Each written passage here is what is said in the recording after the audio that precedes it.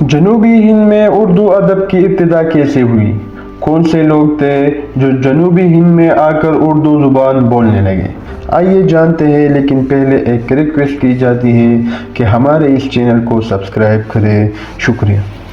نصیر الدین ہاشمی کے دکن اردو کی نظریے سے تو اختلاف کی گنجائش ہو سکتی ہے، لیکن اس حقیقت سے انکار ممکن نہ ہوگا کہ سب سے پہلے اردو ادب نے جنوبی ہند میں ہی تشکیل پائی، شمالی ہند کے برعکس، کیونکہ جنوبی ہند علم اور ادب کے مرکز دہلی اور دربار کی ثقافت سے دور ہی نہ تھا، بلکہ وندھیاچل کی صورت میں ایک ایسی دیوار تھی جس نے ہندوستان کو شمالی اور جنوبی دو حصوں میں تقسیم کیے رکھا۔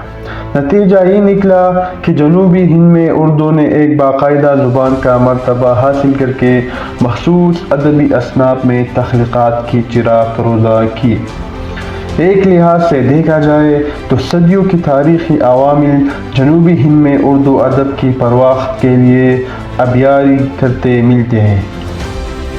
سب سے پہلے صدیوں سے عرب تاجروں اور ملاحوں کی ساحل مالابار پر آمد و رفت تھی۔ گوئی تجارتی تعلقات تھے، مگر بالآخر ثقافتی اور لسانی نوعیت بھی اختیار کر گئے۔ تہذیب اور ثقافت میں دربار مرکز کی حیثیت رکھتا ہے، اور بادشاہی وقت کی ذات اس کے زندہ علامت ہے۔ اتفاق سے دکن میں ادب دوست اور ادب پرور بادشاہوں کی کمی نہ رہی، اس لیے اردو زبان اور اردو ادب نے جلد ہی ترقی کے منازل طے کر لیے۔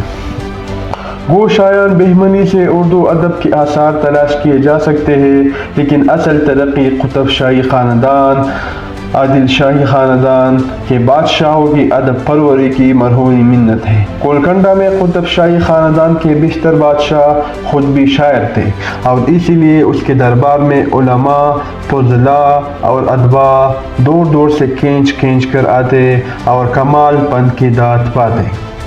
سرکاری سرپرستی کے ساتھ ساتھ، بلکہ اس سے پہلے بھی صوفیاء کرام نے رشد و ہدایت کے لیے جب اس مقامی زبان کو وسیلہ بنایا تو تبلیغ دین کے ساتھ ساتھ بالواسطہ طور سے اردو کی خدمات بھی کر گئے۔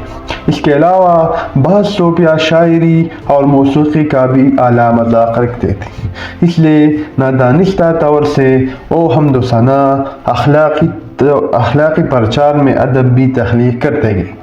جنوبی ہند کے صوفیاء کی تخصیص کرتے ہوئے اردو کی ابتدائی نشوونما میں ان کا مقام متعین ہو تو بقول رام بابو جہاں تک کہ قدیم ترین نمونے اس وقت تک دریافت ہوئے ہیں، اس سے پتہ چلتا ہے کہ نثر اردو کی تاریخ 8ویں صدی ہجری سے شروع ہوتی ہے۔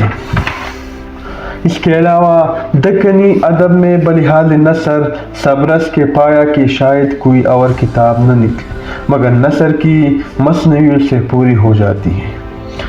جو اس کی کمی تھی وہ مثنویوں سے پوری ہو جاتی، اور غزلوں کی بات بلا مبالغہ اس صنف نے سب سے زیادہ ترقی کی۔ جنوبی ہند کیونکہ شمالی ہند کی ثقافت سے دور رہا ہے، اس لیے وہاں کی ادب اور خصوصیت سے غزل نے ایک مخصوص مزاج اختیار کر لیا ہے، جس کی نمایاں تر خصوصیت اس میں وہاں کی دھرتی کی بوبات شامل ہونا ہے۔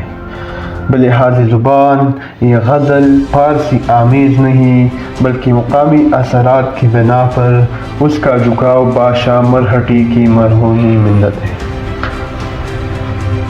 یہ جنوبی ہند میں اس پر بہت سے مختلف نظریات ہو سکتا ہے، لیکن جو اصل میں تاریخ کو دیکھا جائے تو اردو نے ہند میں ابتدائی طور پر زیادہ ترقی پا لی ہے۔